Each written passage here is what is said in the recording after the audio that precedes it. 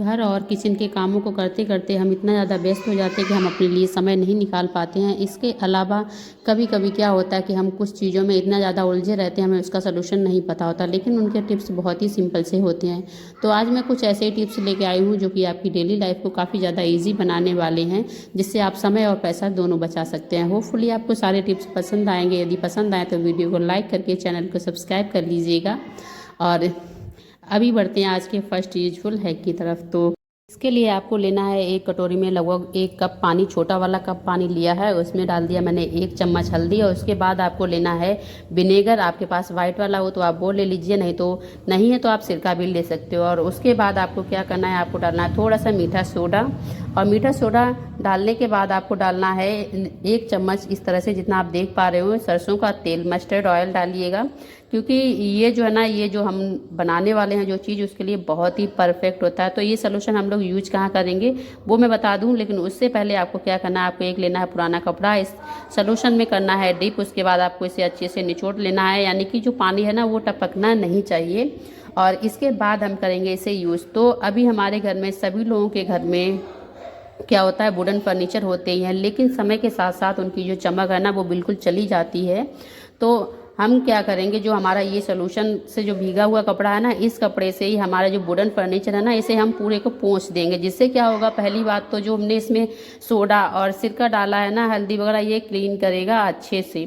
और उसके बाद जो ऑयल है ना, ऑयल की वजह से इसमें बहुत ही अच्छी सी शाइनिंग आ जाएगी। और इसमें आपको बहुत ज़्यादा मेहनत भी करने की आवश्यकता नहीं होगी, बहुत ही ईजी वे में हो जाता है। और आप जो रिजल्ट है ना उसे बहुत ही अच्छे से देख पा रहे होंगे, जो अंतर है उसे, क्योंकि ऑयल की वजह से इसमें शाइनिंग तो आ ही जानी है। और आप ये तरीका अपने घर में यूज कर सकते हैं। होपफुली आपको ये तरीका पसंद आया होगा। पसंद आया हो तो फिर वीडियो को लाइक कर दीजिएगा, क्योंकि ये बहुत ही ज़्यादा इफेक्टिव है। और अब बढ़ते हैं आज के नेक्स्ट यूजफुल हैक की तरफ।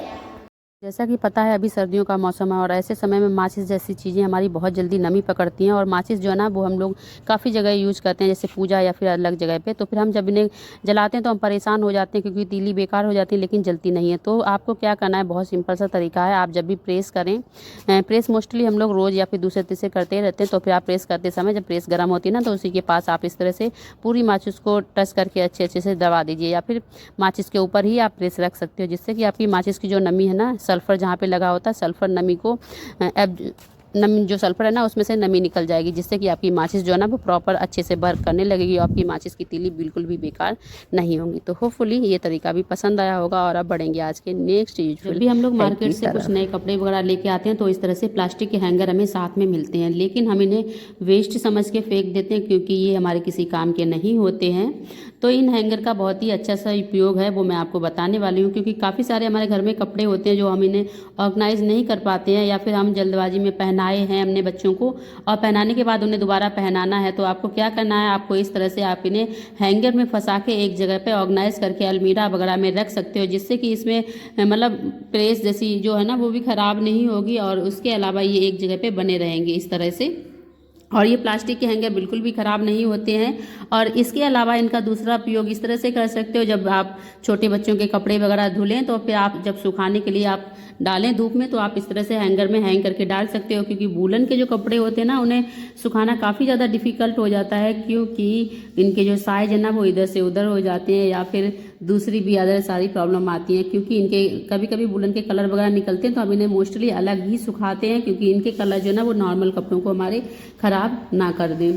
तो इसलिए होपफुली ये टिप भी आपको पसंद आया होगा। पसंद आया तो फिर लाइक करिएगा। और आप बढ़ेंगे नेक्स्ट यूजफुल हैक की तरफ। चाकू और छुरी एक ऐसी चीज़ है जो मोस्टली हम सब लोग अपने घरों में यूज करते हैं, लेकिन थोड़े समय यूज करने के बाद इनकी शार्पनेस कम हो जाती है।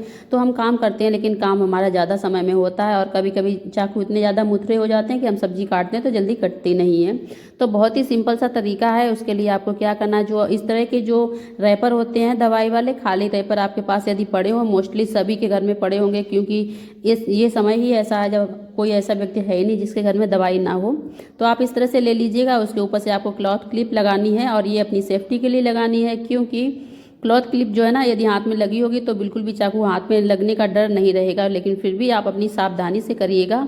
और इस तरह से जो चाकू है ना इसकी शार्पनेस बढ़ जाती है। और अभी आप देख रहे होंगे कि चाकू का जो कालापन है ना वो एकदम निकल गया है, और चाकू जो है वो काफ़ी ज़्यादा शार्प हो जाता है इससे। और इसके अलावा एक हमारा सदाबहार टिप है ही, आपको क्या करना है, बहुत ही सावधानी के साथ किसी पत्थर के ऊपर आपको अपने चाकू को रगड़ना है, जिससे कि आपके चाकू की शार्पनेस आ जाती है और ये सबसे इफ़ेक्टिव तरीका है और बहुत सारे लोग ये काम करते भी होंगे। तो होपफुली आपको ये टिप भी पसंद आया होगा। और अब बढ़ते हैं आज के नेक्स्ट यूजफुल हैक की तरफ। तो इसके लिए आपको क्या करना है, जब भी हम लोग मोस्टली अपने घर में पराठा वगैरह बनाते हैं, लेकिन पराठा बनाने में काफ़ी ज़्यादा समय लग जाता है, क्योंकि पराठा एक ऐसी चीज़ है जो सीखने में भी टाइम लेता है, उसके अलावा बेलने में भी काफ़ी ज़्यादा टाइम लगता है। क्योंकि मोस्टली जो है ना पराठा हम लोग इसी तरह से बेलते हैं, क्योंकि आधा पहले लोई बनाते हैं, उसके बाद आधा पराठा बेल लेते हैं यानी मोटा मोटा सा, और उसके बाद उसके ऊपर लगाते हैं घी, फिर से हम पूरे पराठे को बेलते हैं जितना हमें बेलना होता है उतना। तो इस तरह से हमारी हो जाती है लगभग 1.5 गुनी मेहनत।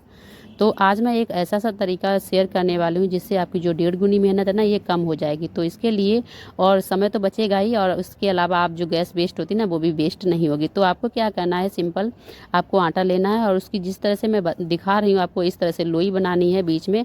और जब हम इस तरह से बनाने लगते हैं तो ये आदत में आ जाता है, बहुत जल्दी से बन जाता है। इसके बाद आपको सभी के ऊपर थोड़ा थोड़ा सा घी लगाना है, और घी लगाने के बाद सूखा आटा हमें लगा लेना है। सूखा आटा लगाने के बाद जैसे नॉर्मल हम रोटी बेलते हैं ना, आपको उसी तरह से बेल लेनी है। और चूँकि इसमें हमने 3 लोई बनाई है, आप जिस तरह से जितनी लेयर का बनाना चाहें आप उतना बना सकते हो। तो मैंने 3 लेयर का बनाने में जैसा कि आपको समय जो है ना वो बिल्कुल भी नहीं लगेगा, क्योंकि हम पहले से ही जब लोई बना रहे होंगे तभी हम इसकी प्रिपरेशन कर लेते हैं। तो हमें बार बार रोटी को बेलने की आवश्यकता, पराठे को बेलने की आवश्यकता नहीं होगी। और इस तरह से हमारा जो पराठा है ना वो एक बार में भी काफ़ी ज़्यादा अच्छा बनता है, और इस तरह से काफ़ी ज़्यादा लेयर होने की वजह से ये बहुत अच्छा क्रिस्पी सा बन के रेडी होता है। और इसके अलावा सेकेंड टिप जो है ना वो पराठे बनाने की, वो भी बहुत ही सीक्रेट सी है। तो आज तक अभी आपने देखी नहीं होगी, तो मैंने सोचा चलो मैं आपके साथ शेयर कर दूं। कभी कभी मैं इस तरह से बना लेती हूँ। तो आपको क्या करना है, जिस तरह से आप आलू की कचौड़ी पूड़ी बनाते हो ना, आपको उसी तरह से जो घी है ना उस घी को रोटी के अंदर रख के, जैसा आपने देखा उसी तरह से आपको लोई बना लेनी है। जिससे क्या होगा, जब आप इस पराठे को बेलेंगे तो फिर आपने जो घी इकट्ठा रखा ना वो पूरे पराठे में हो जाएगा। और इस तरह से